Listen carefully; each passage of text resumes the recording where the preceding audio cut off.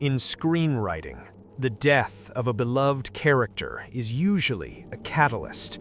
It's an act of villainy to be avenged, or a cruel twist of fate to be mourned.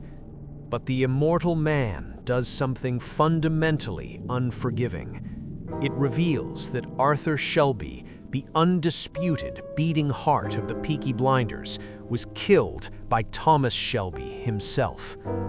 The visceral reaction to this is shock, then profound anger. But if we step back and look at the narrative architecture of the Shelby family, this wasn't just a plot twist, it was a psychological inevitability. Today, we're going to explore the toxic, trauma-bonded dichotomy of Arthur and Thomas Shelby, and why Tommy killing his own brother isn't just the ultimate tragedy, it's the only logical conclusion to a soul broken by the First World War.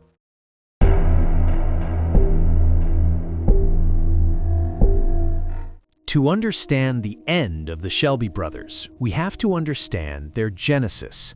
The trenches of France didn't just strip them of their youth, it fractured their humanity into two distinct psychological responses.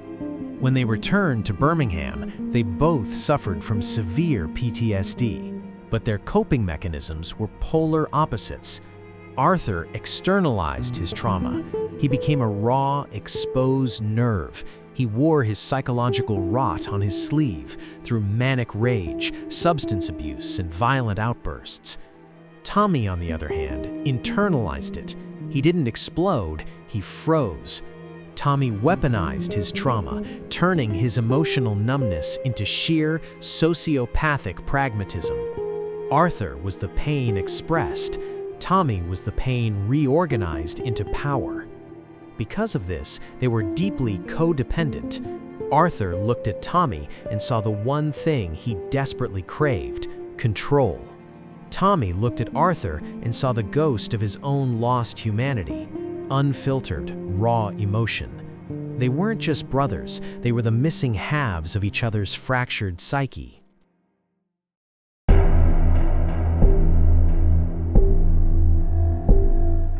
In the power dynamics of the Peaky Blinders, Arthur occupied the most agonizing position. He was the eldest, yet completely subordinate. But Tommy didn't just keep Arthur around because the gang needed muscle. He kept him because he understood Arthur's fatal flaw. Arthur was addicted to being needed. Whenever the family required someone to cross a moral line, Arthur was the tip of the spear. That was his privilege and his prison. Tommy wasn't a heartless sociopath who didn't love his brother. He did love Arthur, but Tommy's love was a black hole.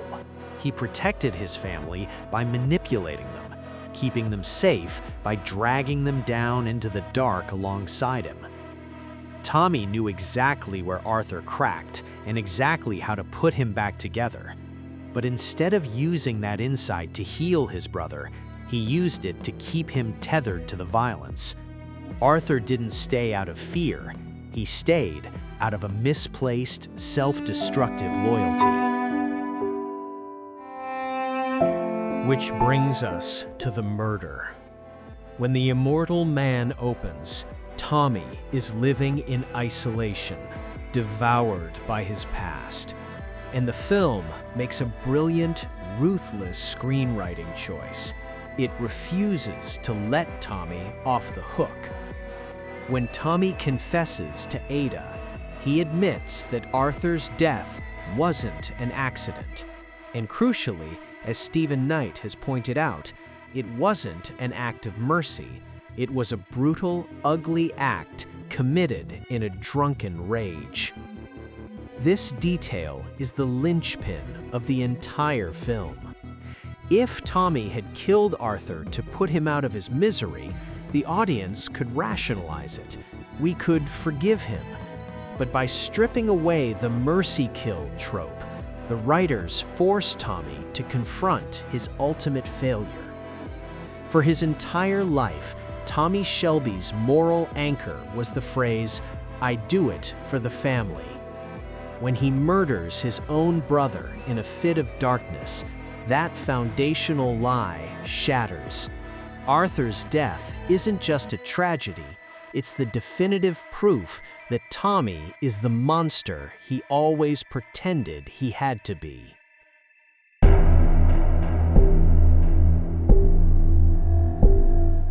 But the true genius of the film lies in its poetic symmetry.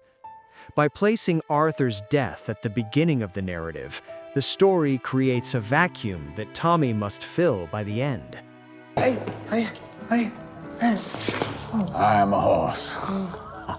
You do it for a horse. After losing Ada and winning his final bloody war, Tommy is fatally wounded. Knowing he has finally reached the limits of his own corrupted soul, he orders Duke to shoot him. Look at the devastating irony here. Tommy took Arthur's life in chaos, rage, and alcohol, failing to give his brother a peaceful exit. But for himself, Tommy actively seeks out a clean, definitive end. It isn't cowardice, it's the realization that his soul is so deeply infected by the violence he created that a bullet is the only true deliverance. Tommy failed to free Arthur, so he was forced to live with the crushing weight of that sin until he became the one begging Duke for the exact same release. When we learn how Arthur died, our immediate reflex is to judge Tommy, and we should. But The Immortal Man isn't a story of heroes and villains. It's an autopsy of a family destroyed by war, toxic masculinity, and the illusion of power. We don't need to forgive Tommy Shelby to understand him, and we don't need to understand him to grieve for Arthur. The brilliance of this story is that it forces us to hold two conflicting truths in our minds at once. We are utterly enraged that Tommy pulled the trigger, and we are heartbroken because we realize Tommy is the only person who knows he lost his brother long before that fateful night. In the world of the Peaky Blinders, love was never enough to save you. Arthur died by the hands of the man he trusted most, and Tommy lived just long enough to realize that some sins can't be outsmarted. They can only be carried until you finally fall. If you enjoyed this deep dive, please hit that like button. It really helps the channel out. And if you want to see more character studies and film analysis just like this, make sure to subscribe and turn on the bell so you don't miss the next video. As always, thank you so much for watching, and I'll see you in the next one.